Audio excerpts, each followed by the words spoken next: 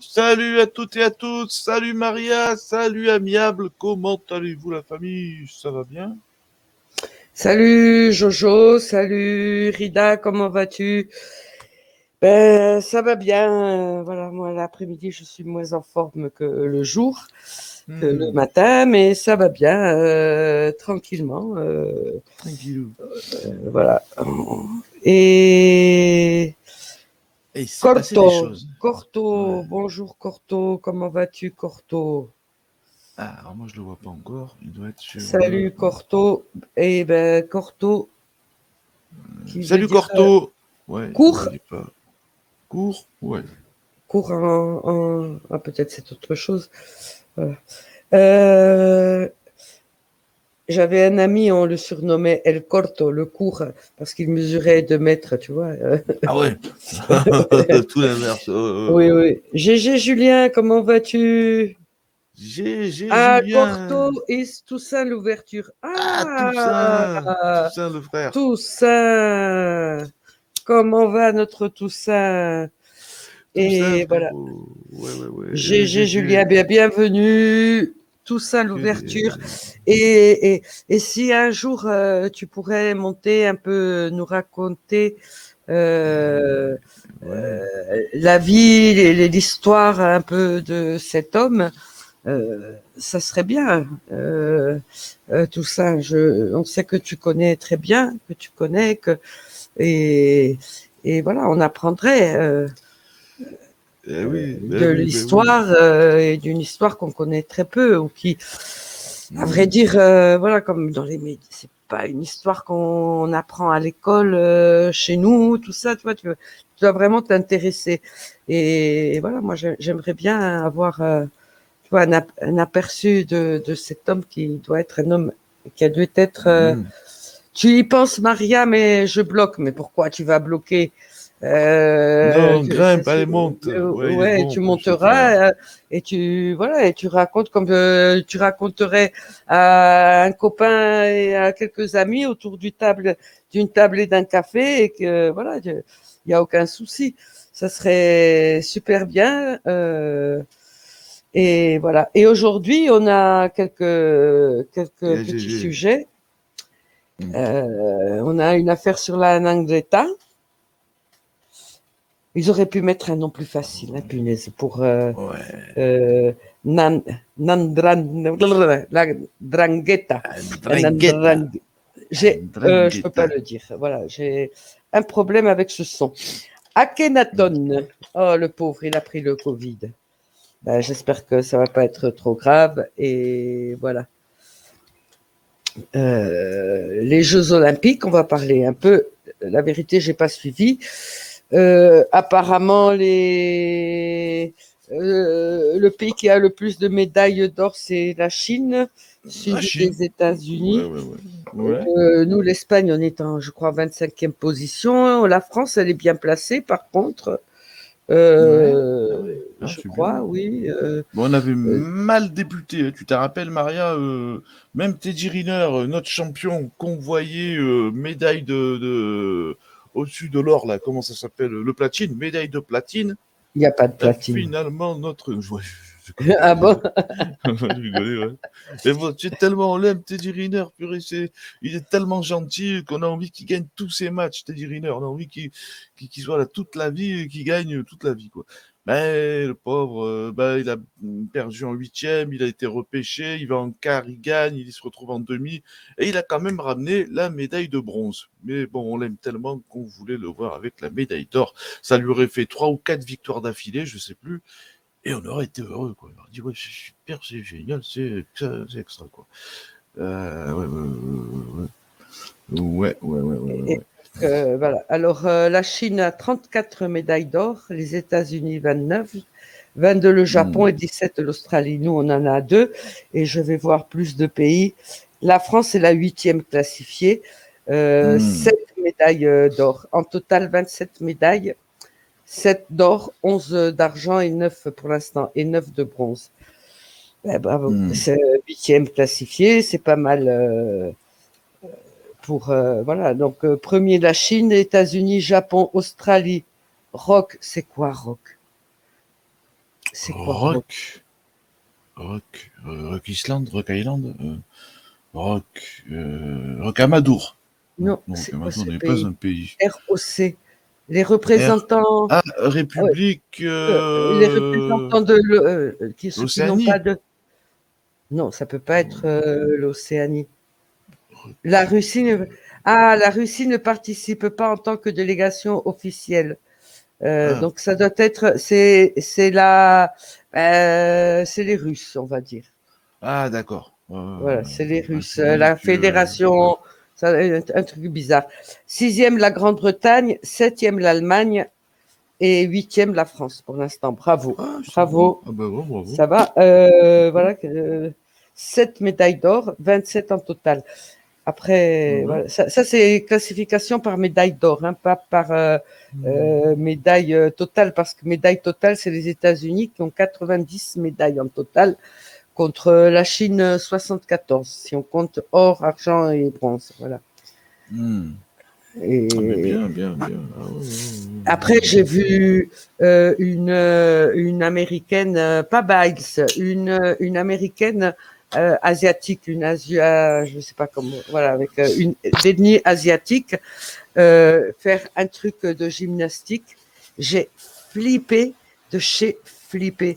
Punaise, punaise, incroyable. Je ne sais pas comment je me rappelle plus comment elle s'appelle, mais elle a pris médaille d'or, incroyable. Comment elle fait des triples sauts mortels et elle atterrit, les jambes écartées dans le sol. Tu sais, pas, elle tombe comme ça. Waouh, j'ai pensé. Et elle se relève. Oh là là, il faut avoir une force dans les jambes et dans ce corps. Ben voilà, j'ai halluciné avec cette américaine dans les Jeux Olympiques. Voilà. Mais j'ai pas suivi parce que c'est un peu c'est la nuit et le matin normalement je regarde pas trop la télé et donc j'ai pas trop suivi les Jeux Olympiques. Mais bon, je crois que les prochains Jeux Olympiques ça va être à Paris. Et pour l'instant, ben, j'espère que ça va améliorer parce que économiquement pour le Japon c'est un fossé, hein, un trou par Ah, ouais. où l'argent, ils vont rien récupérer. Ouais, ouais. Et voilà. Donc, Alors, il y a une info, Maria. Je quoi? pense que tu vas tomber. Est-ce que tu es bien assise? Ouais, Est-ce que tu te tiens à ta table là? oui, Bien fort. oui. Lionel Messi a quitté le FC Barcelone. Non. Ah ben, Joe vient de l'annoncer. À moins qu'il nous fasse une blague. Mais il dit c'est officiel apparemment. Salut, information importante. Lionel Messi quitte No me le FC jodas, Choquito. Barcelone.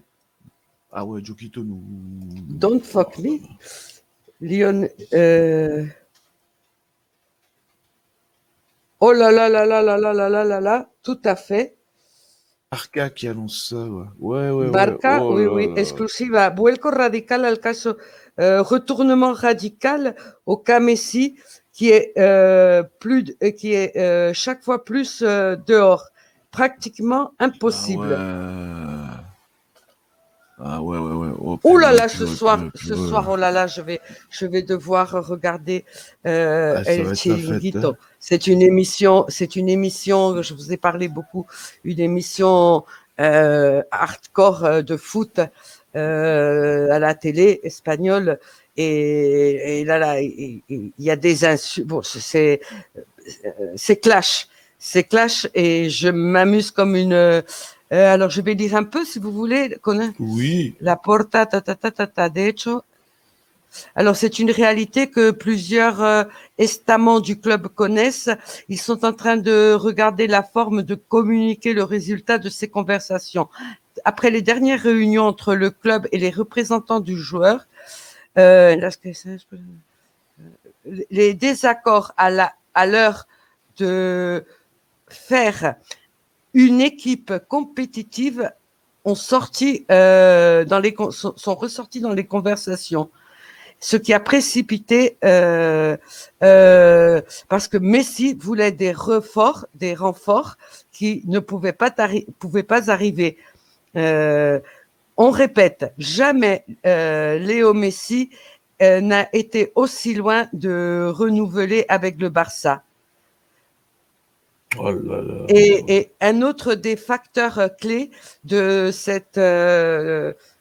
des encuentros, de ce désaccord, a été la pétition de Messi de fichar, de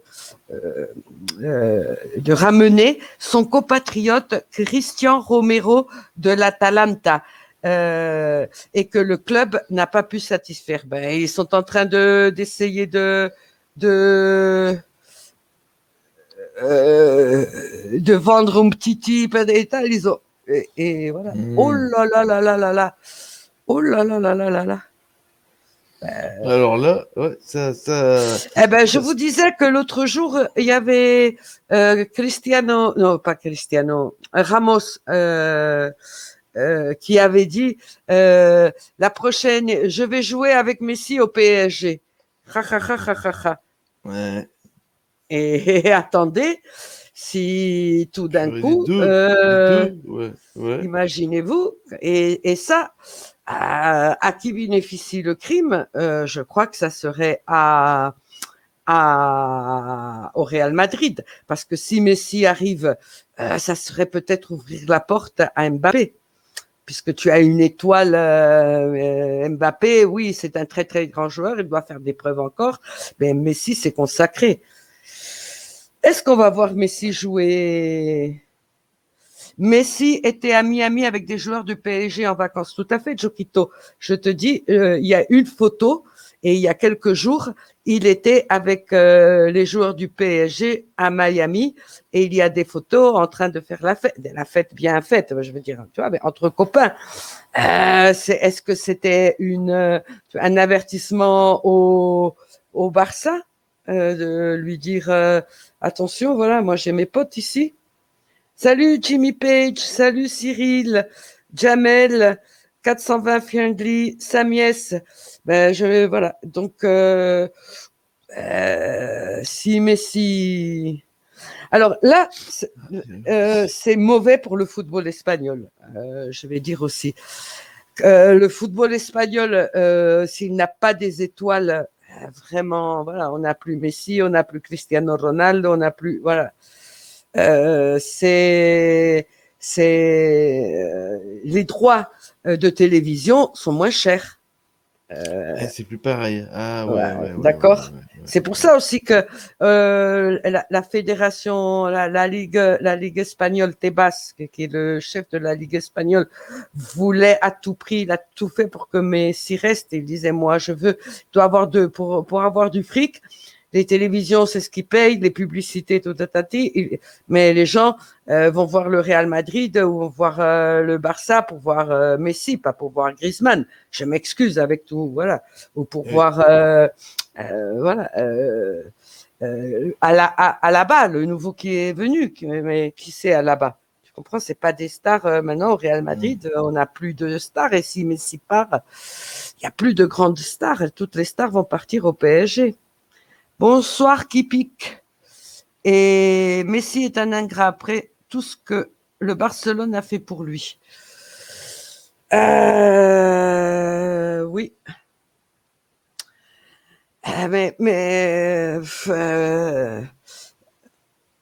Je ne sais pas si c'est. Vous savez, moi, ça m'étonne que ça soit parce qu'on met pas les joueurs que lui il veut jouer. On te donne le fric, on baisse le froc, on fait baisser tous les gens le salaire. Même à un moment donné, il y a même des gens qui, comme Griezmann et tous, qui vont se baisser le salaire. Et maintenant, tu dis je pars parce que tu m'amènes pas mon pote avec qui j'ai fait copain pendant la Panaméricaine. La coupe panaméricaine, quand tu sais que le Barça doit 1000 millions d'euros, qu'ils font des chiffres et des lettres et des malabars pour pouvoir caser tous ces gens, et tu dis voilà, j'ai pas une équipe compétitive, mais tu as une bonne équipe. La compétitivité, c'est toi l'étoile, c'est toi le meilleur 3 fois, 4 fois meilleur joueur du monde, ballon d'or et tout ça. Qu'est-ce que tu veux? On joue pour toi. Donc voilà, c'est voilà. C'est merci Jokito qui est toujours à l'heure. Salut Cyril. Salut Cyrilux. Allô Cyrilux, allô. Cyrilux, comment vas-tu? Tu nous entends, frérot? Yo man, comment? Attendez? Salut. Ouais. Salut. On t'entend moyen, quoi, frère. Hein, on t'entend. Ouais. Mais vas-y, frère. Qu'est-ce que tu en penses de tout ça, quoi, tout ce qui se passe en ce moment-là? Akhenaton, Messi qui quitte le Barça, c'est historique. Et bon, on n'allait pas parler de Messi, mais voilà, mais on ne s'y attendait oui, pas. vrai. Alors il y a Kipi qui dit que le dossier Akhenaton est potentiellement explosif. Alors, s'il a été traité et guéri, vu les mensonges médiatiques à son sujet. Et oui, Messi et Ronaldo sont quasi à l'âge de la retraite. Oui, tout à fait. Voilà, il faut laisser place aux jeunes. Voilà, je vais y aller moi à jouer. Salut Cyril, tu nous entends? Cyril? Vous m'entendez? Là, ouais, oui. Bonjour. Ouais, salut. Super. Ça va? Vous allez bien? Bonjour Maria, bonjour Jojo, bonjour le chat, bonjour la team. Comment vous allez? Ça va très bien. Allô? Ouais, oui, super. on t'entend. Ouais. Mais en fait, j'ai pas suivi le début du live parce que j'étais avec un client en course. Mais c'est quoi alors? Messi il part, c'est ça? Apparemment, selon les journaux, il y a Jokito qui nous a dit Messi part. Je lui dis Jokito, tu nous fais rire. Et on est allé voir parce que voilà, Jokito ne dit pas des bêtises normalement. Et effectivement, apparemment, il y a un grand désaccord. Et selon le journal El Marca, journal spécialisé, le Messi, il est très. Ouais. Et Sport, Sport qui est un journal catalan. Et apparemment, les négociations sont interrompues. Tout est en l'air. Alors, oui. Je te rejoins sur quelque chose, Maria. Tout à l'heure, tu as dit que effectivement, bon, c'est vrai que la Liga là, coup sur coup entre Ronaldo et Messi, bon, d'accord, ils perdent de deux. Mais tu sais, Maria, il faut, je veux dire, bon, quand ils étaient dans la force de l'âge, ils ont joué en Espagne. Là, maintenant, tu sais, Messi ou Ronaldo, ils sont plus décisifs. Hein. Ils sont un peu âgés et je pense que de toute façon Barcelone c'est la fin de Barcelone. Il va falloir reconstruire toute une équipe. Il va leur falloir 5 ans au moins. Donc c'est cuit. Hein. Là c'est cuit. Mais Messi, bon, il a quel âge? Il a 30, je sais pas, 34 ans. Hein. Sur ses 34. Ouais. S'il le garde encore, ils n'arriveront plus à le vendre. Il reste de bonnes années. Ouais, mais un des problèmes principaux, et après, si vous voulez, on parle de ce qu'on allait parler. Et un des problèmes principaux de Messi, c'est avec le fisc. Et le contrat de Messi avec les dettes qu'a le Barcelone, le fair play, tout ça, c'était tout une filigrane. Il fallait tout encaisser dans un pulse, vous savez, comme un truc de carte. Tu souffles et le château s'écroule. Parce que le père de Messi, il a été condamné par le fisc espagnol à moins de 2 ans de prison. Mais il a été condamné. Et si il y a un problème dans le contrat de Messi et le fisc espagnol met le nez dans le contrat et le père est recondamné, il fait de la prison, mais vamos, il rentre en prison. Donc, c'est une des prémices, des choses les plus importantes que disait Messi. Je veux rien, je peux pas avoir un problème parce que là, je vous flingue. Donc, ils ont payé l'amende, mais le problème, c'est que le père a été condamné. Une chose, c'est que comme dit Samiès, que le Barça paye l'amende, mais la condamnation, elle est personnelle. Elle n'a pas été faite au Barça, elle a été au père de Jorge Messi, le père de Messi. Et voilà. Donc, c'est vous inquiétez pas, le Qatar payera les impôts à la famille de Messi, nous dit Choquito. Mais moi, je pense que s'il n'y a pas un autre retournement, ce qui va se passer. Je vois Messi au PSG. Vous pensez pas? Alors, moi, je suis d'accord avec toi, mais par rapport au challenge financier, s'ils prennent, moi, je suis d'accord avec toi. Hein. Moi, je pense que tu as raison. Mais dans ce cas-là, ils vont être obligés de se délester, pardon, d'une star. Parce que là, la masse salariale, elle va être avec le recrutement qu'ils ont fait. En plus, j'ai vu qu'ils voulaient aussi Pogba. Alors bon, là, moi, je comprends plus rien. Hein. Le PSG, à mon avis, va être obligé. Moi, je me demande si c'est pas Mbappé qui va partir. Eh ben, Mbappé, il peut se retrouver, vous savez, avec comme quand on joue au billard, clac, clac, clac, et tout d'un coup, la boule de Mbappé tombe au Real Madrid. Et puisque lui, par exemple. Ben après ça, c'est des futuribles, on ne sait pas. Donc. Ouais, mais c'est vrai que Messi, je le vois bien aller au PSG. C'est bizarre, hein. Quand tu m'as dit ça, là, je me dis que c'est Messi et Neymar, voilà, comme dit Choquito, ils s'aiment. Neymar, vous avez vu comme il a grossi? Il a pris des kilos cet été. Horrible, horrible. Ah oui, il va falloir qu'il court pour les perdre. Hein. Ah bah alors là, je te dis pas, j'ai vu la photo, il est énorme. J'ai pas de mots. J'ai vu Maria, incroyable. Il a pris du poids, mais alors, putain. Moi, je comprends pas, quoi. Il s'est laissé. Mais lui aussi, de toute façon, moi, le PSG, je suis plus très. Moi, je suis plus fan du PSG depuis des années. Hein.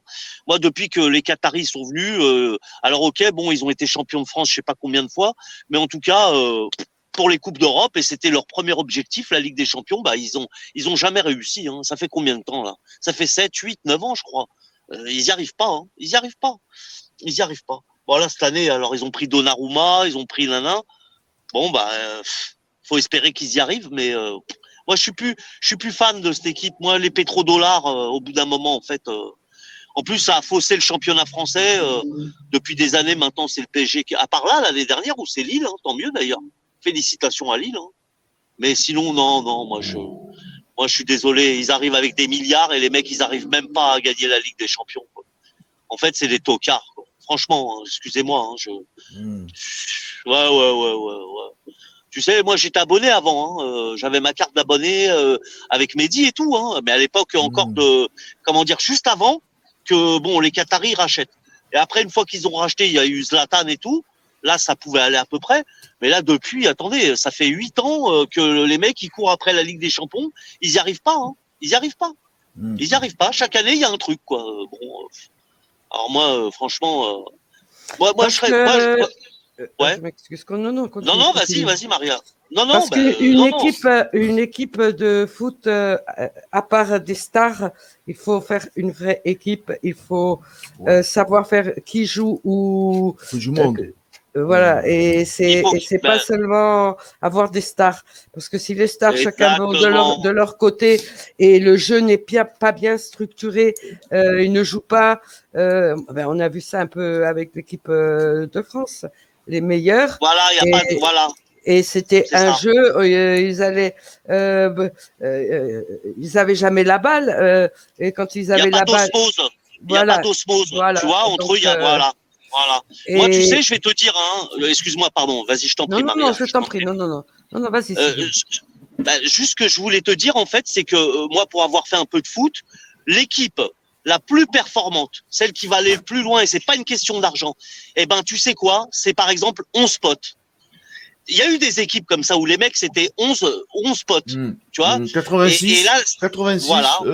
L'équipe de France. Ouais. Voilà, t'as tout dit. Voilà, par exemple, tout à fait. Voilà. Ou alors, tiens, je te donne un autre exemple, un peu plus récent. Bon, alors ils ont pas non plus gagné, mais l'Atalanta, les mecs ils s'aiment bien entre eux. Ah oui, les mecs ils s'aiment bien entre eux. C'est des potes. C'est important ça. Ouais, je sais. Et là, à Paris, les enfants gâtés là, parce que je les appelle comme ça maintenant. Hein, bon voilà, tu parles. Moi, je m'en rappelle une fois, on les attendait sous la pluie. Pour qu'au moins il nous donne un autographe ou qu'il serre la main à Mehdi. Il était petit, hein. C'était au tout début avec Zlatan. Les mecs, ils sont passés, mais rien à foutre. Il pleuvait, tapis rouge. Ils sont sortis du car, ils sont rentrés dans le Parc des Princes. Ils ont calculé. Ils avaient des casques, ils écoutaient de la musique. Ils en ont rien à foutre. Alors bon. Ouais, franchement.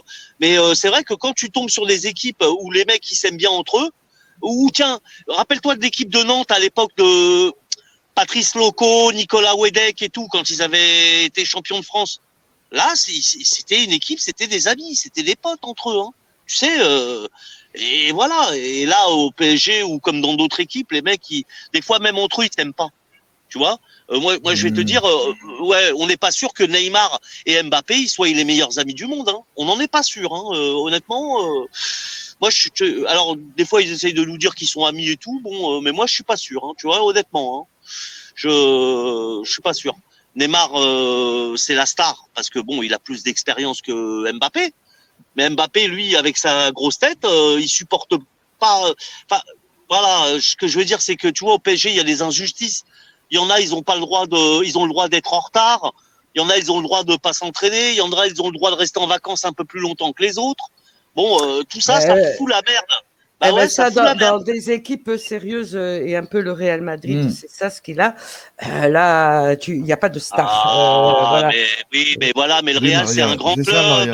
Maria a raison. Maria a raison. Le Real a changé là. Il y a plus cet effet méga star. Mais les amis, si vous me le permettez, on va quitter le foot un petit peu. On le quitte alors. On va parler de quelque chose qui s'est passé, devinez où, dans un quartier où Maria a grandi, ou a habité, un quartier où sa famille a vécu très longtemps, un quartier d'origine, comme on dit, quoi. Et il s'est passé quoi, Maria? Il s'est passé quelque chose d'assez surprenant. Il y a mon mari qui vient, je m'excuse parce qu'il vient me dire, il y a Messi qui part du Barça, j'ai coupé le micro. Il a écouté Fréquence Radio. Oui, alors je vais enlever le truc pour pouvoir mettre après la vidéo, si vous voulez. Alors aujourd'hui, à Madrid, dans des quartiers nord de Madrid, entre deux quartiers riches et pauvres, on a arrêté un des grands boss de la Ndrangheta, un certain Paviglianiti. Il était recherché, mais il habitait en Espagne avec des faux papiers portugais. Il a 60 ans et il habitait avec une sud-américaine, on ne dit pas sa nationalité. Et c'est vrai que le quartier où il était, c'est un quartier où c'est une rue qui sépare deux quartiers, un riche et un pauvre, on va dire. Et le côté pauvre, c'est un quartier c'est très près de mon quartier. C'est le quartier suivant, on va dire, de où je suis née. C'est des quartiers populaires où il y a beaucoup de migrants. Et surtout dans cette zone-là, c'est un quartier où il y a beaucoup de Colombiens. Alors ne pensez pas que, voilà, le capot est en relation avec les Colombiens de ce quartier. C'est des petits dealers. C'est quartier de dealers. Mais c'est un quartier populaire et c'est une rue où il y a beaucoup de commerce et voilà. Donc Domenico Paviglianiti, de 60 ans, a été arrêté ce matin à Madrid avec une opération entre la police espagnole et l'italienne. Il est considéré le chef de la Ndrangheta. Oh là là, j'ai une musique qui vient de sauter quelque part. Il y a une musique? Oui. Attendez. Non, moi, j'attendais. Vous savez, quelquefois, j'avais une fenêtre ouverte et ça a commencé à une publicité. Donc, il est considéré chef de la Ndrangheta, je vais dire plutôt grand chef d'un clan de la Ndrangheta, surtout dans les années 80-90. Alors on l'a accusé d'association de malfaiteurs, assassinat, trafic de drogue. Lui, c'est surtout le trafic de drogue et trafic d'armes, son lien. Et même s'il était Domenico Paviglianiti était dans Calabrais, son réseau c'est plutôt le nord, la Lombardie, et il a des liens avec la Suisse. Voilà, c'est son truc d'opération. Donc, il a été arrêté il y a quelques heures, en gros. oui. Et en 2019, il a été mis en liberté à cause d'une erreur, vous savez, un vice de procédure, un truc comme ça. Et il est parti de l'Italie et s'est réfugié à Madrid, où beaucoup de mafieux se réfugient. Barcelone, c'est un endroit, mais Barcelone, c'est trop. Madrid, c'est plus provincial, c'est plus voilà. Et qui s'était réfugié à Madrid et qui a été arrêté il y a quelques années à Madrid, Jojo, quelqu'un d'une île qu'on aime beaucoup. Exactement, ben, le fils d'Alain Orsoni avait été arrêté à Madrid aussi. Ouais. Guy qui était recherché et qui se cachait à Madrid. On va dire que Madrid, c'est un peu la capitale de tous les gros gangsters européens qui sont en cavale. Alors, voilà. Alors, je vais vous montrer l'arrestation. Quand il a été arrêté, il avait 6 téléphones portables et à peu près 6 000 euros en cash. D'accord? Et dans son domicile, on a retrouvé aussi plusieurs d'autres téléphones. Voilà, pas plus. Et donc, je vais essayer de vous mettre. Alors, une seconde, parce que j'ai 50 fenêtres ouvertes comme d'habitude. Je vais vous mettre l'arrestation.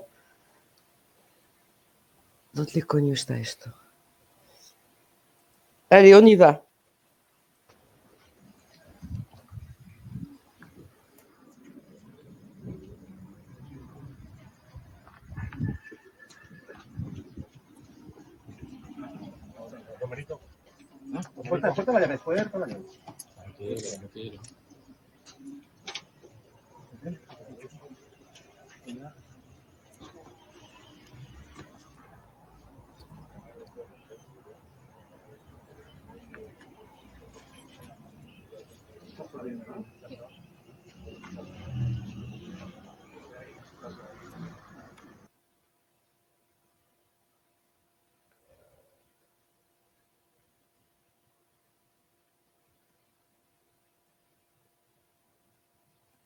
Là, le son est coupé par la police, c'est normalement. Et vous voyez, il est emmené. Quelqu'un de très. On lui aurait donné le bon Dieu son confession. Et vous avez vu comment on vient d'arrêter. Et là, c'est voilà, alors, sa maison. Les chiens qui.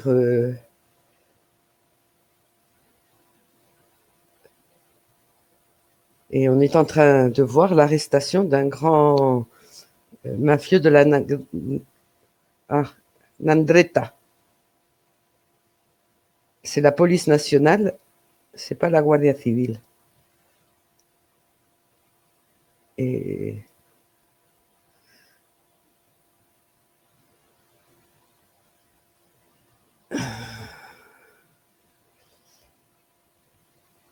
c'est pas une maison luxueuse, hein, à ce que je vois. Apparemment, c'est des petites chambres. Voilà, donc j'enlève. Punaise. C'est discret. Oui. Donc vous avez vu. Il est discret. Oui. Ouais. Maria, il y avait 6 000 euros sur lui en liquide. Et chez lui, est-ce qu'on a retrouvé d'autres argent? Non. Apparemment, ils disent qu'ils ont trouvé d'autres téléphones. Ben, on regardera. Alors, il est en prison provisionnelle sans fianza. Il ne peut pas donner de l'argent pour sortir. D'accord. Alors, c'est la fiscalie, celui qui, comment on dit, le procureur de Bologne, Giuseppe Amato, qui suivait de près les pas de Pabiglianiti, qui est né en Reggio Calabria en 61. Donc voilà, il a 60 ans.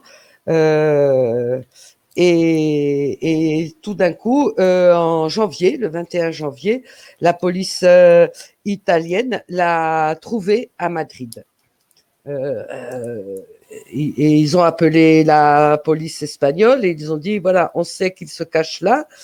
Et, et il y a une collaboration directe, ce n'est pas la première fois, ça se fait souvent entre les polices européennes, je ne sais pas si américaines et tout ça, mais entre les européennes, je sais que l'espagnol est rentré dans le territoire français avec des trucs de l'ETA et tout ça. Donc les carabinieri étaient là, et les carabinieri de la province de Bologne. Et voilà. Pourquoi Bologne? Parce que, comme je vous ai dit, même s'il est de Reggio Calabria, son truc d'influence, c'est le nord de l'Italie.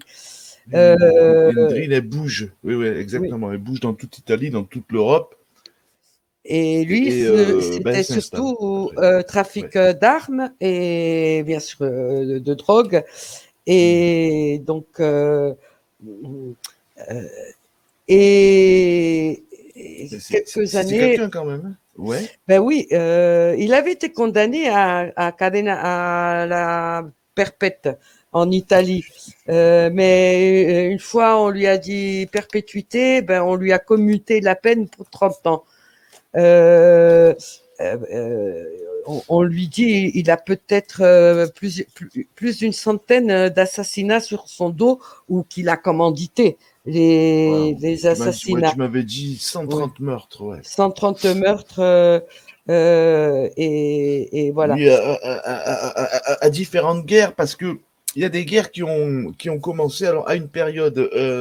Domenico Paviglianici, euh, euh, tu nous as dit donc qu'il faisait partie du top 3 des mafieux les plus recherchés d'Italie et sûrement d'Europe, donc arrêté à Madrid et tout. À une époque, il était en guerre contre le clan de Stefano, de Reggio di Calabre, qui eux s'étaient rapprochés non seulement des Santa Paola de Catane de la Cosa Nostra, mais aussi du groupe de Raffaele Cutolo, qui était en train d'essayer de changer et de réformer la Camorra. D'ailleurs, on l'appelait la Camorra Reformista ou la Nueva Camorra, et après, il va changer carrément de truc. Il va se rapprocher des deux Stefano et il va travailler pour eux et il va donc eux qui sont calabrais, aller à Naples et s'occuper des affaires de la Camorra et assassiner plusieurs membres proches des équipes de Michele Zaza.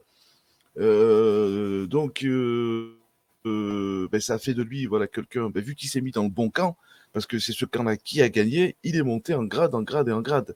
Et Paviglianici est devenu un capot, un boss d'une des grandes familles ou d'une des familles calabraises. Bon, il y a les Piromali à Gioia di Toro, les deux Stefano à Reggio di Calabre, les Morabito dans la province de Locride, et Pavi Gliaimenti, lui, il est proche des deux Stefano, quoi. Et comme tu nous le disais tout à l'heure, il a été en guerre contre les Condelo, les Condelo. Condelo, un gros clan, hein, dans les années 80. Plus les guerres, comme on disait tout à l'heure, liées aux Napolitains. Donc ça fait que ben, le chiffre de 130 morts, ben, il Non, dédie à toutes ces guerres. Hein. ça c'est ce qu'on dit que lui il Ce a que fait lui a assassiner, ordonné. mais la guerre Ouais. entre les De Stefano et les Condelo, elle a fait Elle a fait. plus de 1000 morts. Oui, Et, exactement. Et et encore peut-être quand même oui, avec les disparus. et quand il revenait à Reggio Calabria, il revenait chez lui, il il allait toujours dans une voiture blindée parce que voilà, il savait que beaucoup de gens avaient Des griefs contre lui. voilà, oui, donc oui, qui pique, voilà, oui, c'est gentil. Donc voilà, donc cet homme, comme tu nous disais, ben, il est mêlé à de grandes des clans. Ouais. Parce que dans l'Angleterre, donc il y a des clans qui se font la guerre à un moment donné. Donc tu nous disais. Bien sûr, oui, c'est ça. Ouais. Puis il y en a qui sont plus. Tu vois, il n'y a pas de système pyramidal avec un grand chef au-dessus. C'est pour ça qu'il y a souvent des guerres. C'est un peu comme la Camorra, système horizontal, c'est-à-dire que les clans les plus puissants, ils parfois font la guerre aux autres, etc., etc., etc. Là, donc entre 85 et 91, comme tu nous l'as dit, la guerre liée à la Camorra où les Calabrais s'en sont mêlés, ils se sont mis du bon côté. Donc tu nous as dit plus de 1000 morts. Mais d'un côté comme de l'autre et vice versa. Enfin, ça c'est un truc de fou. En 91, il a fait quelque chose d'exceptionnel. Il a été mêlé, Maria, tu nous l'as dit, à l'assassinat de quelqu'un qui n'est pas n'importe qui. Il a été impliqué dans le meurtre de Roberto Cutolo, Ouais. ou Cutolo, voilà, le Coutolo. fils Oui. du chef de la nouvelle Camorra, Raffaele. Euh, Oui, et, Raffaele Coutolo, ouais, ouais, ouais, exactement. et Il était le fils de Raffaele Coutolo, quoi. Cutolo, Ouais, ouais, ouais. qui est le Ouais. chef d'un nouveau clan, la nouvelle Camorra, Oui. et qui monte en puissance apparemment. Euh, Qui montait, oui, oui, qui a été, ouais. et voilà. Apparemment, cet assassinat aurait été décrété à Milan par des dirigeants de la Cosa Nostra, de la Nangretta, de la Sacra Corona Unita, parce que il y a un repenti qui s'appelle Nino Fiume, qui tout d'un coup va appeler cette réunion ou ce lien qu'ont les différentes, parce qu'elles doivent se parler à un moment donné, on appelle Mhm. ça le consortium, ça va être établi entre 86 et 87. Et les patrons, je ne sais pas si tu dois connaître Franco Cocotrova et Antonio Papalia, qui faisait Papalia, oui. Ouais, ouais. Ça, Papalia. c'est des grosses familles. Ouais, ouais, Voilà. ouais. Donc, Ils sont de Plati, les Papalia, de la voilà. province de Locride, comme les Morabito. Ils sont un peu sous la coupe des Morabito. Les plus importants dans la province de Locride, c'est les Morabito. C'est donc eux les patrons, même s'il n'y a pas. C'est parce que c'est les plus puissants, hein, si ça marche comme ça. Il n'y a pas de système pyramidal. C'est le plus puissant qui est le patron. Et il est vrai que les Papalia, les Morabito, les Barbaro, les Sergi, les Cataldo et les Condelo dont tu vas nous parler, les Condelo, parce qu'il y a eu quelque chose avec un Condelo en lien avec Paviglianiti. Ouais. Mmh. Ce qu'on avait dit tout à l'heure, ouais. Je m'en souviens plus. J'ai perdu Mm. le fil. Ah oui. Les Condelo ont été au centre de la guerre dans les années 80 Ah oui, face oui. à Ah, Paviglianiti. Et ouais, ouais, ouais, lui, il ouais. va s'allier au de Stefano. Dans Et un second temps, oui, oui, oui. Dans un premier temps, non, quoi. Dans un premier temps, il est plus du côté des Piromali, des Morabito et donc des Condelo. Mais, crac, il va changer et il va se mettre en guerre contre les soldats, les capitaines les plus importants de ses familles et rejoindre les deux Stefano. Les deux Stefano qui sont donc en lien, comme on l'a dit tout à l'heure, avec une partie de Cosa Nostra, quoi, des proches de Totorina en plus. Et, et donc il s'est bien placé, quoi. Il s'est bien placé et avec les années, on va dire qu'il a pris, il est monté en grade, hein. Il est monté en grade. Mais il y a une autre personne, Marie, en plus. C'est pas la première fois qu'un Calabrais se fait arrêter en Espagne ces dernières années. Et quand je dis un Calabrais, je parle un top, un top 5, hein, un top 3, un énorme. Hein. Il y a eu un gars à Barcelone cette année, au mois de mars, qui a été arrêté et dont on ne connaît que les initiales. ah oui. Ouais. Euh, Au mois de mars, le dénommé GR. GR a été arrêté. En mars, là on est au mois d'août, avril, Mm. mai, juin, juillet, pratiquement 5 mois plus tard, après GR, Paviglianiti se fait arrêter. Quoi. En gros, la Drangheta euh, euh, a pris cher, on va dire, ces derniers temps en Espagne. Et Ils sont plus trop en sécurité. Et C'est un peu comme apparemment, Dubaï. le GR, c'est Giuseppe Refrigeri. Réfrigéré. Ah ouais. Giuseppe Réfrigéré. Je regarde si je le vois, celui-là. Ah, inconnu au bataillon, hein, mais apparemment, pareil. Ça devait être un des flingueurs qui est monté en grade. Et après toutes les arrestations, toutes les cavales, toutes les disparitions, parce que c'est un peu comme ça qu'on appelle la Calabre. La Calabre, on l'appelle la terre des disparus. C'est-à-dire que pas de cadavres, pas d'enquête, mais en même temps, on se doute bien que... Alors, ce GR qu'on va identifier comme Giuseppe Refrigeri, il est au début, il est à Malaga.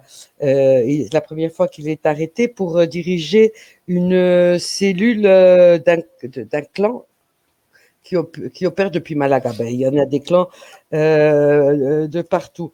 Il va être en prison 2 ans et il va être ressorti. Mais il est, on dit que c'est un des boss de la bande de la Maranella, ce Refrigeri.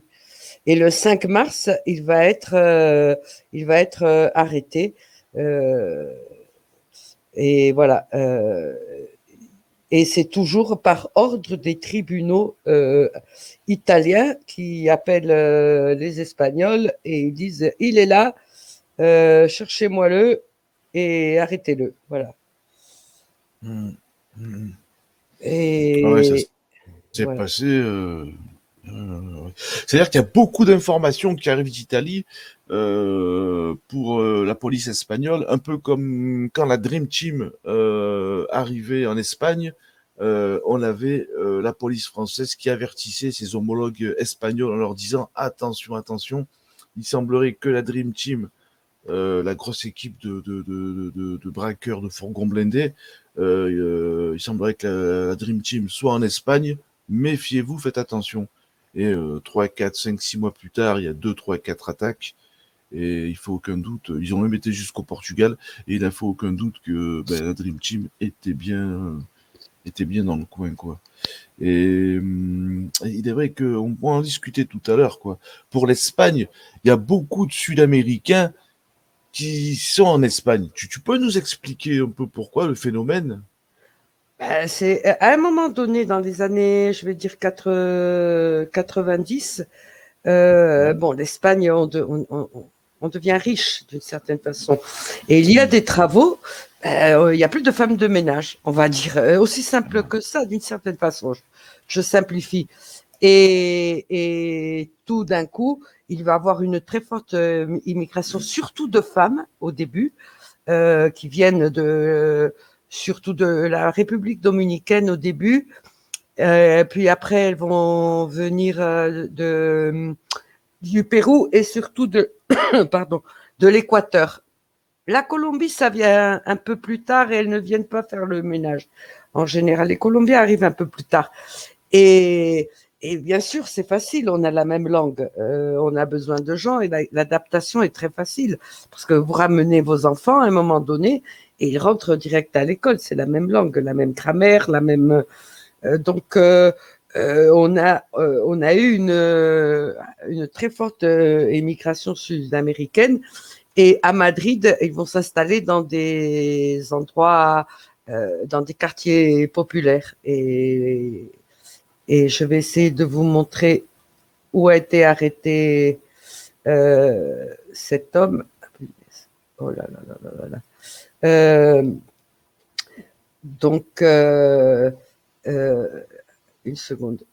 Quirote, la copiar. Une seconde, hein, j'arrive. Et donc, c'est comme ça que se produit notre première vague d'immigration, nous qui ont été des émigrants toute la vie. Alors attendez, j'ai pas un très bon souvenir.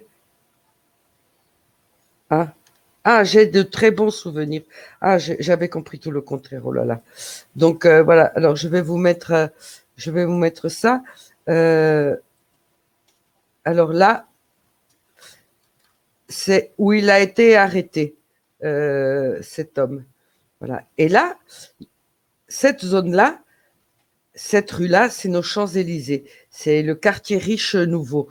Le fameux Scorzeni habitait ici, et nel Bisso. Ça, c'est cher très, très cher.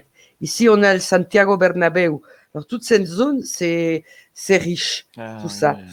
D'accord? Alors, lui, il était là, mais tout d'un coup, vous voyez cette rue, Bravo Murillo, de Cuatro Caminos à la Plaza de Castilla, toute cette zone, de ce côté-là de cette rue, voilà, c'est très populaire. Là, et toute cette zone, Estrecho, Alvarado et Cuatro Caminos, toute cette zone est habitée principalement par des Sud-Américains. On traverse la rue, là, ça devient moyen, et dès qu'on arrive ici, là, c'est riche. Là, tu passes à des maisons qui te coûtent 1 million d'euros. Et là, ça peut te coûter 2 millions d'euros. Tout ça, c'est la zone nouvelle riche de Madrid, la zone nord. D'accord? Tout ça, c'est riche. Et le sud de Madrid, c'est le pauvre. Voilà. Donc, il habite dans un endroit moyen, entre les riches et entre les pauvres, on va dire. Voilà. Et ça, c'est mon quartier. Tetuan, voilà. Moi, j'habite, ça, c'est mon quartier. Tetuan de las Victorias. Ah, comme Tetuan, ça vient de Tetuan, de Tetuan des Victoires. Il y a eu une victoire à Tetuan, non? Les Espagnols, ça a dû être ça. Oui, il y a eu peut-être, oui, peut-être, ouais. La guerre, c'est, ouais, il y a eu des batailles du côté de Tétouan, ouais, en effet. Alors, je suis incapable de dire, Oui, peut-être en voilà. 1924 ou par là, ouais. Donc voilà. En résumé, l'Espagne est un très bon endroit pour se cacher et pour vivre tranquillement si tu fais pas vraiment la star. Voilà. Et Julien Pasquini nous dit il y a eu des arrestations de membres présumés de la Nandreta au Luxembourg aussi. Mais la Nandreta, elle est infiltrée de partout, c'est-à-dire c'est voilà, le nucle, c'est la Calabria, mais après ils ont des réseaux de partout, c'est fort, c'est comme tout le monde à Madrid et dans le sud de l'Espagne, à Malaga, tout le monde est implanté. On devrait faire, vous savez, comme quand on fait à Hollywood le tour en bus des maisons des artistes à Malaga, on devrait faire le bus des mafias. Ici, le mafieux il y a des Suédois, il y a de tout, français, colombiens, toutes les nationalités sont bien représentées. Voilà, c'est l'ONU. Exactement, ouais. Donc voilà pour cette petite info qu'on a eue, voilà, de cette arrestation de la Nandreta et je vois que c'est quelqu'un d'important parce que je vois dans la BBC il parle de lui, mobster, mafieux, Domenico Pa. Alors là, la BBC, elle exagère un peu. Hein. Elle dit Domenico Paviani, appelé le boss des boss. Je pense que voilà. Et donc,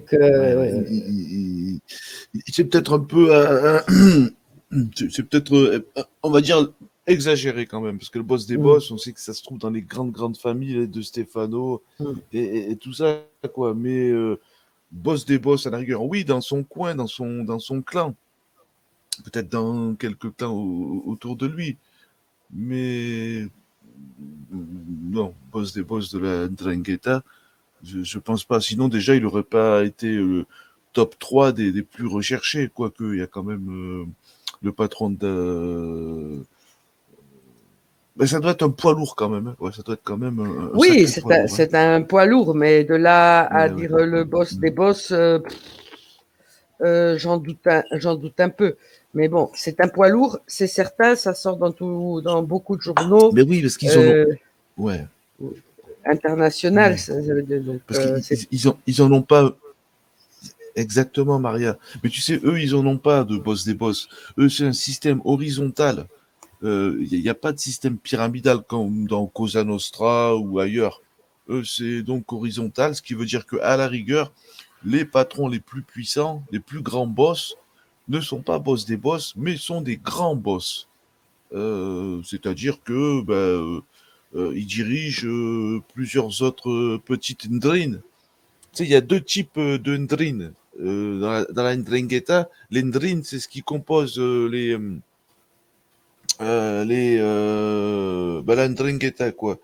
Je l'avais expliqué ça sur le live que j'avais fait sur Ndringueta. J'avais même bien expliqué. Si des fois ça vous intéresse, vous pouvez aller voir. Vous verrez que c'est assez riche en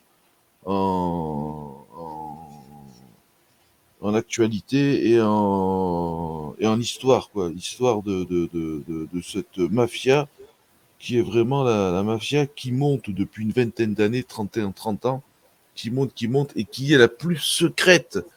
Ils sont vraiment taiseux. Ils ne parlent pas. Attends, je t'envoie un truc, oui, Maria. je sais de quoi tu vas me dire. Ouais. Et donc, oh là là, mon téléphone va se mettre. Ouais.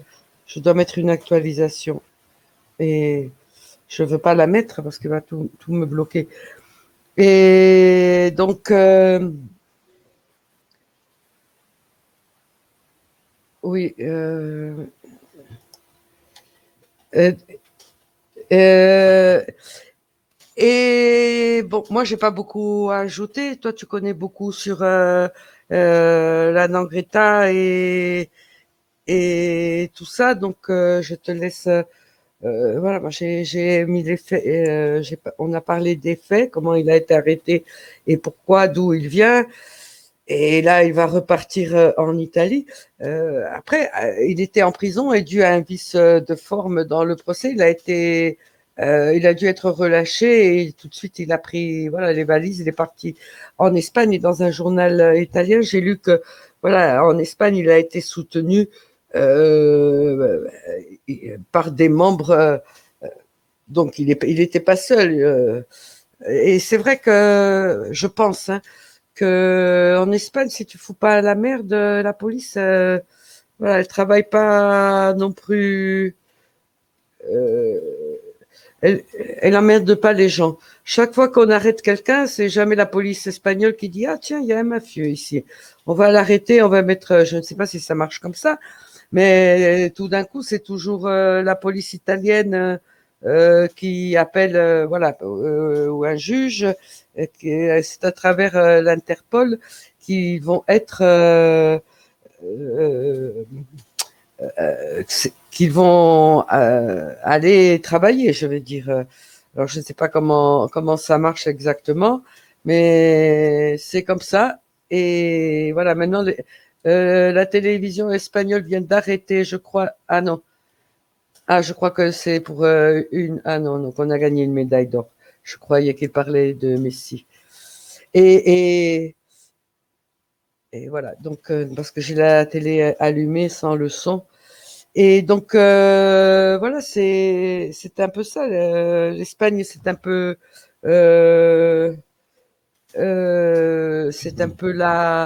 le paradis euh, de la délinquance. Il fait beau.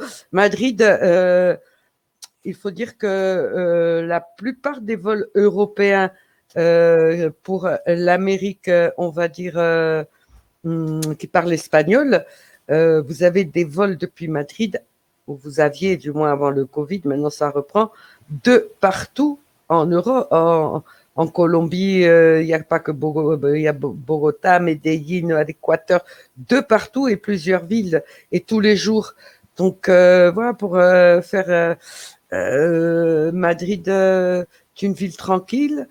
Malaga est très très très surveillée peut-être par tout le monde. Et Le port voilà, surtout. oui, Ouais. Barcelone a un port aussi surveillé. Madrid, c'est pas un endroit par où rentrent les drogues. On est au milieu de nulle part un peu, mais c'est peut-être où on fait les business. Voilà, c'est là où ils se rencontrent tous parce qu'ils ont tous des intérêts en Espagne.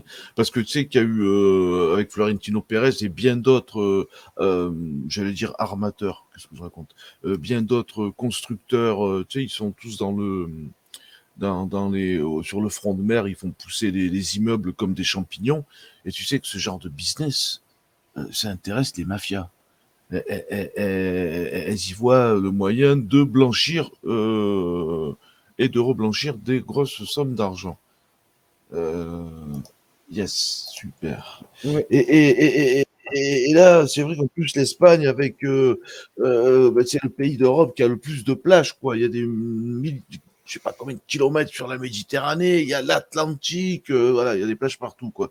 Ça intéresse, bien entendu, le front de mer espagnol qui est en plus au soleil, la Méditerranée, c'est Et immense. les En plus, gallegos, il y a eu des facilités. Et il y a eu les gallegos. et non, il y a encore les gallegos. Et il y a quelques mois, Jojo, on a vu un sous-marin qui a eu un accident et qui apportait 3 tonnes de coke dans le sous-marin. Tu te rappelles, il y a quelques mois? Ouais, je me souviens. Ouais. Oui, et Ah ouais, c'est ils énorme. avaient été échappés. Le sous-marin avait été repéré parce qu'il y avait eu un problème. Il y avait toute la police qui était là. Il y avait eu un problème avec un bateau et ils pensaient que le bateau allait couler, la marée noire, tout ça. Et quand le sous-marin arrive, voilà, tout est là-bas est infesté de bateaux, de police, de tout. Et ils sont repérés, voilà, et dans la côte, ils coulent le bateau, ils se sauvent. Le bateau, le sous-marin, bon, sous-marin, semi-sous-marin, voilà, mais donc il y a du business. La coke, elle commence à rentrer par la Galicie dans les années 90, oui, mais après, il faut se diversifier parce que sinon, c'est trop facile pour tout le monde, tu vois. Mais ça continue, ça continue. Donc l'Espagne, on sait que les drogues rentrent. On a le port de Valence aussi, qui, n'oubliez pas, Oui, on a tous les ports du sud, le port ouais. de Cadix. Cadiz, Almeria, là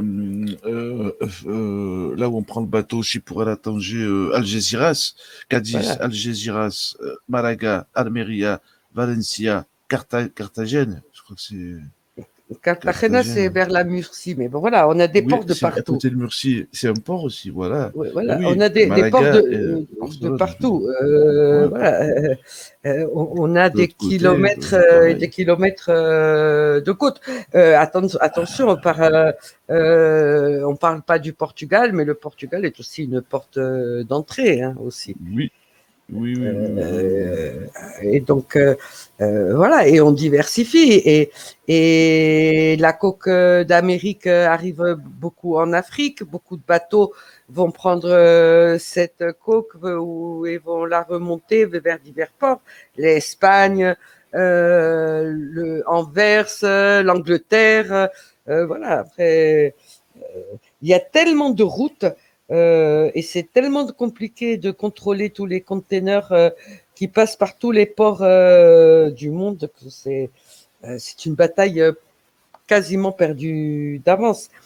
Et on parle de la coke, mais maintenant, avec les produits légaux qu'exporte par exemple la Chine, des produits chimiques légaux, parce que c'est pour faire des engrais, etc., mais qui servent, si tu les mélanges bien, à faire des drogues synthétiques, alors là, ça va être encore plus compliqué.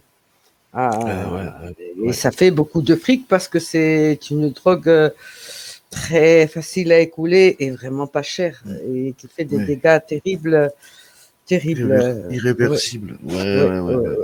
Vraiment le truc à pas toucher, quoi. Vraiment pas. Pour l'instant. Ah oui, oui, oui. Si quelqu'un nous entend et qu'il aime bien ce genre de truc. Salut Domenico Castiglione, Brahim Essaoui, Rere, Younes, tout le monde, la famille, j'espère que vous allez bien. France, Vitulin, salut à vous toutes et vous tous, hein, les amis, ça fait plaisir de vous voir. Mais comme dit Maria, ouais, il faut pas toucher à ces merdes. Non, Tout ce qui est synthétique, machin, même le reste, de toute façon, tout est de la merde. Enfin, voilà. non. À part un petit pétard, aller à l'occasion, un petit pétard, un petit canon, comme ça, entre amis, machin. Voilà, ça, c'est des Ou petites fêtes pépères. un petit verre de Une vin, petite ou bière, un voilà. petit verre, voilà, un petit vin, Mais même une on peut, bouteille, allez, mais des tout sous choses, ça. on va dire, naturelles. L'herbe, c'est Voilà. naturel. Le vin, Voilà. c'est à peu près naturel. Ça vient du raisin. Je veux Oui. dire, on peut se faire plaisir. Moi, je suis aussi accro au sucre. Je me fais plaisir aussi. Et Attention, c'est voilà. une drogue aussi. Purée. Et voilà, le chocolat, oh, Tu m'as punaise. donné faim, Ouais. là. Oui. Et Attends, donc, je reviens dans 2 minutes, hein. Je vais et, croquer, je reviens. Je et reviens, donc, excuse-moi, ma soeur, attends. voilà, Ouais. jamais l'apologie des drogues. Les drogues, c'est le pire qu'on peut faire dans sa vie, et surtout si on est jeune. Parce que, bon, à un certain moment, tu as 70 ans, de toute façon, tu dois prendre tes drogues. Voilà, au moins, voilà, mais tu n'as plus ta vie. Je veux dire, les jeunes pensent qu'en prenant des drogues ou en fumant un joint, on est plus grand. Moi, j'ai commencé à fumer comme ça. J'ai 62 ans, j'ai commencé à fumer à 13 ans. Et pourquoi? Parce que pour me faire la belle, la grande, et voilà. Quelle connerie. Et j'ai commencé avec la cigarette et je continue. J'ai arrêté 2 ans dans ma vie. Donc, et à mon époque, ça n'existait pas dans mon entourage, les drogues. Je vous parle, je suis née en 1959. Je pourrais être votre grand-mère à la plupart de vous. Donc, c'était pas ça le problème. Mais j'aurais pu commencer. C'est compliqué. Et les jeunes se bousillent la vie. Ils peuvent pas étudier, ils peuvent rien faire. Ça te clash. Et ça me fait de la peine, tout ça. Hmm. Oui, et le chocolat, très bon, oui, mais le pur. Mais moi, France, mon problème, c'est que moi, le chocolat, ce que j'aime, c'est au lait, avec des noisettes, et le crunch, et tout ce qui est mauvais. Voilà, c'est ça. C'est pas le chocolat noir parfait. C'est tabac, j'aime pas. Moi, j'aime le sucre. Voilà, ma mère aussi était droguée du chocolat. Euh, donc voilà, mais bon, euh, ça me fait de la peine pour les jeunes parce qu'ils vont bousiller leur vie. C'est pour ça, nous, on aime bien parler de banditisme, de trafiquants de drogue, de tout ce monde-là, mais jamais encourager les gens, tout au contraire. Et voilà, les drogues, c'est de la merde. Et jamais il faut s'en éloigner et rentrer dans ce monde-là. À la fin, c'est la mort pour toi physiquement la plupart du temps et pour ta famille, c'est le désastre. Donc attention, il faut s'éloigner de toute cette merde. Je bois ma petite goudale, moi aussi. Ah, euh, moi, maintenant, en été, en hiver, je bois moins, mais une petite bière bien fraîche, voilà, avec des frites et des olives, una caña, c'est un petit verre. Tu vois pas. Nous, on boit ça en petit verre, comme ça, elle ne se réchauffe pas. Parce que la bière chaude, comme en Angleterre, la bière doit être glacée. Ouais. Et Oui. donc, voilà. Donc, il y a aussi, Jojo, Ouais. dans ton titre, tu nous parlais de Akhenaton. Qu'est-ce qu'il a fait? Qu'est-ce qui lui est Alors, arrivé? ouais, Akhenaton, le fameux AKH Chill. Akhenaton du groupe NTM du 93 de Nantes. Donc je rigole. Akash, Marseillais, les amis. Akash, Akhenaton Chill que tout le monde connaît depuis plus de 30 ans. Eh ben, Akash a pécho, a chopé le Covid, quoi. Putain, j'ai la dalle d'un seul coup. Putain, c'est pas pris encore, je suis fou, quoi. Mais Akash, il est sorti de l'hôpital hier, apparemment. Il aurait chopé un gros Covid. Et il va bien, quoi. Il va bien. Ben, on a tous flippé, quoi, quand on a appris ça. Parce que, bon, on l'adore à Akhenaton, on l'aime beaucoup, quoi. Et je suis en train de voir les dernières nouvelles. Akhenaton placé sous oxygène.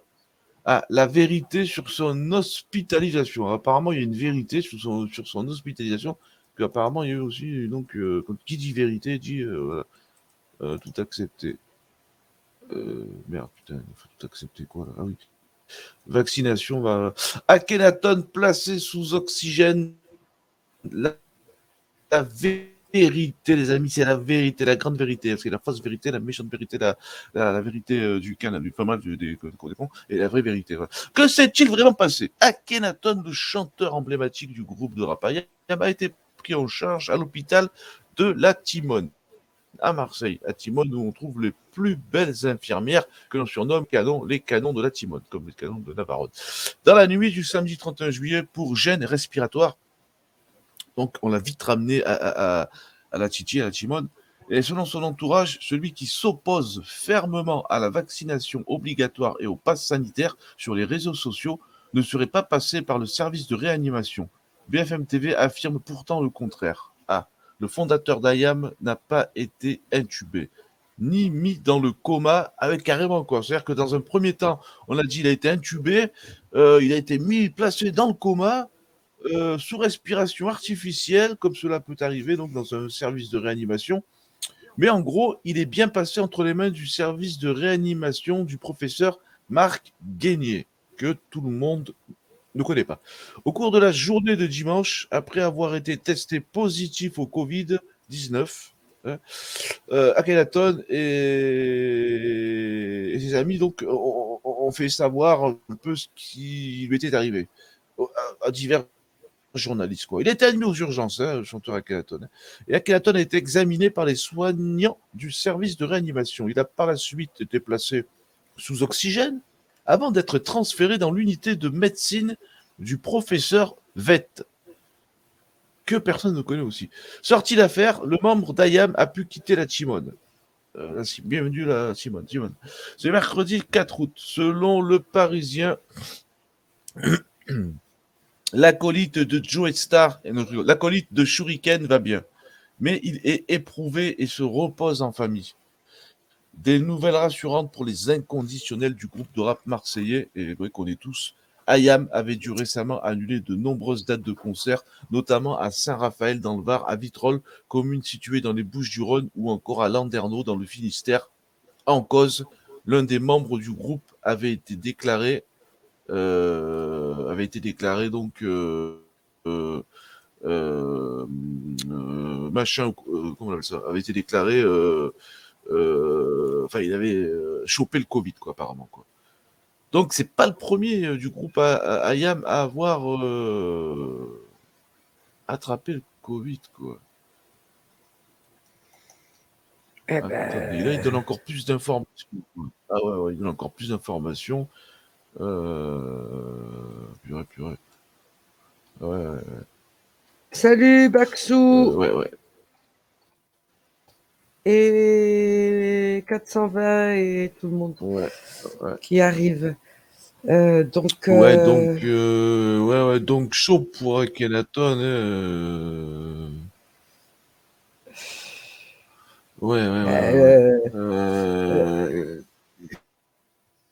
Voilà quoi.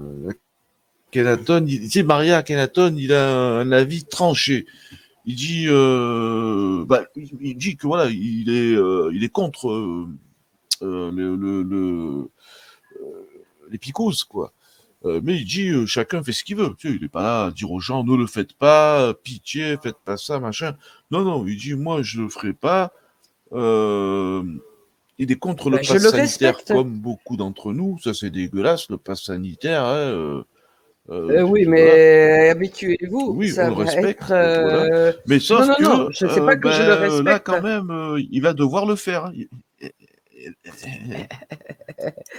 Oui. Moi, je respecte les gens qui sont contre le vaccin parce que et quand il y a des gens qui t'expliquent des choses voilà, des doutes qui sont pas des conneries ni du complotisme. On va me mettre la 5G et je peux les comprendre.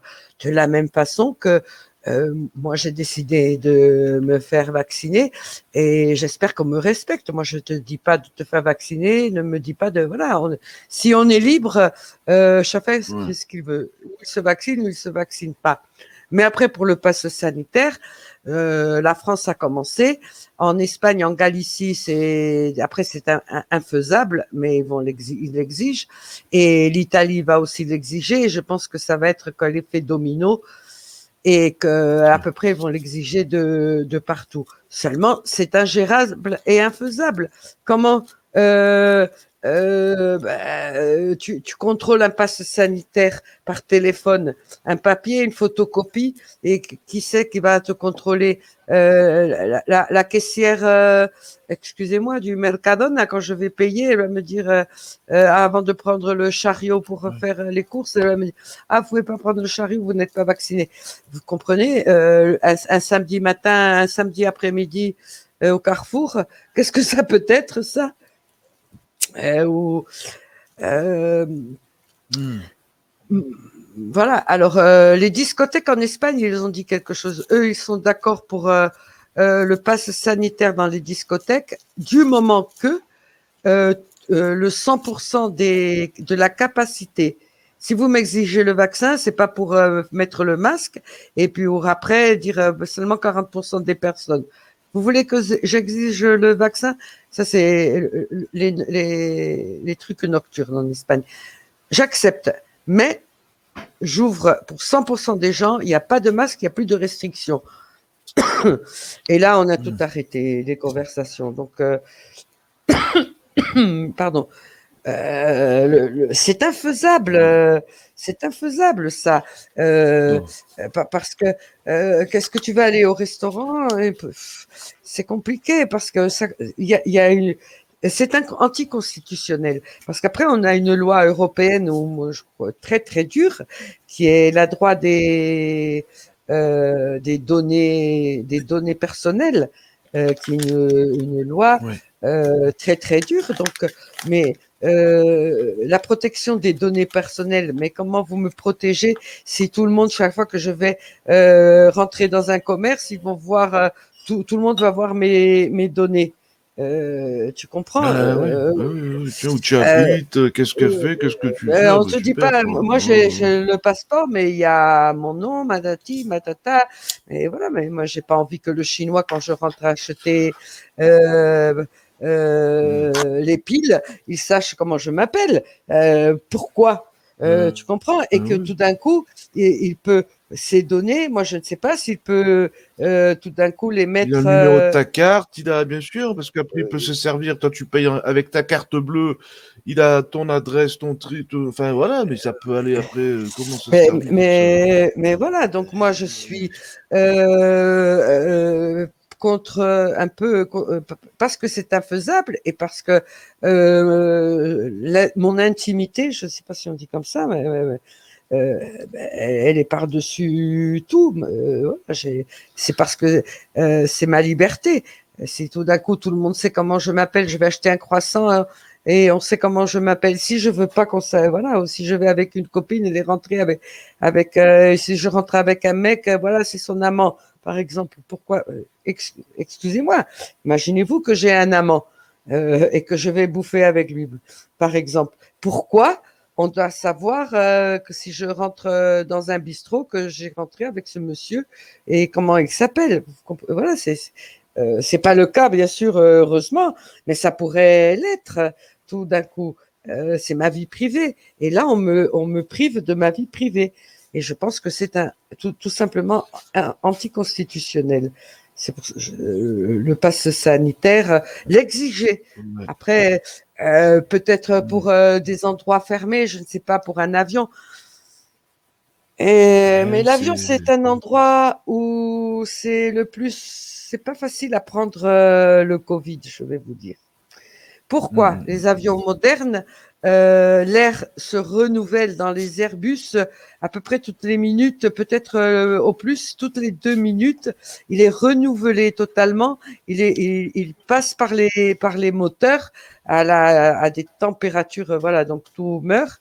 Et c'est un air qui, c'est vrai, est sec comme le désert du Sahara, del Sahara, mais qui est, on va dire, propre. Voilà. Donc, voilà, c'est vraiment, c'est pas l'endroit, mais voilà, dans une croisière, je ne sais pas comment on va gérer tout ça. Exactement, ça va être compliqué. Hein. Alors, Maria, Oui. je vais manger. Comment on fait, Sorette? On laisse ouvert, tu Non, non, continues non. et je te Non, je rejoins vais aller. Non, non, non, il est toi aussi? 21h25. Oui, je Tu vas vais aller passer la manger croûte? quelque chose. Oui, et D'accord. voilà. Ben, on a fait un petit live Ouais, et voilà. bon petit live. Ouais. Lorsque le QR code est scanné, aucun envoi de données n'est effectué, nous dit Younes. Ah, il y a Baxou. Salut Oui. Baxou, Baxou33, le frérot. Comment vas-tu? Ça va? Bon appétit, merci. Eh ben, bon appétit à tous, bonne soirée. On vous fait la bise Et on et se dit à tout à demain l'heure, au cas ou où. ce À soir, eh ben, on demain. parlera un peu. Ben, je vais voir Ouais. Messi. C'est la révolution en Ok. Espagne. Tu nous À tout raconteras un à peu ce l'heure. qui s'est passé, quoi, ici. À tout À à tout l'heure, à les l'heure. amis. Ciao, ciao. Gros bisous, Maria. Bon appétit. Merci beaucoup. Ciao, ciao. Ciao, ciao. Ciao, ciao. Merci. Et merci à vous toutes et vous tous, les amis. Et merci, Baxou. Gros bisous, mon frère. Pepito06, il est avec nous aussi. Gros bisous, le frère. Franz, vite, tu l'as été avec nous. Heureux. Franz, on s'est vu tout à l'heure. Gros bisous, frérot. Guillaume, Guigui, salut Guigui, frérot. Comment vas-tu? Ça va bien, tranquille. Brahim, et ça, oui, le frérot est avec nous. Salam alaikum, mon Brahim. Heureux, on s'est vu aussi. Younes, heureux, mon frère. Pepito, 420 frères, le frère est avec nous. Salut, salut. Younes, salut. Ben, les frérots, on vous embrasse fort, on vous fait des gros bisous, et Pepito, Baxou, Amiable, Brahim, Guillaume nous dit Akhenaton, et ouais, le fameux Akhenaton, et c'est vrai que c'est chaud là pour Akhenakash, ben c'est tant mieux, il s'en est bien sorti, on a eu toutes sortes de rumeurs hier soir, on s'attendait au pire, tu sais, waouh, on dit merde, pas Akhenaton, quoi, à la rigueur, tu sais, moi j'ai une liste de personnes, tu sais, Macron, voilà, je vais pas dire Macron, je veux dire, enfin, il y a des gens, tu sais, à la rigueur, s'ils peuvent l'avoir, voilà, ben, ils l'ont, hein, mais pas Akhenaton, quoi, je sais pas, Michel Sardou, je sais pas, des gens comme ça, quoi. Carlos, pas le terroriste, le gros. Tous ces gens-là, là, comment il s'appelle, là, celui qui a fait de la pédophilie, là, tous ces trous du cul, là. Enfin bref, eux, oui, mais pas Akhenaton.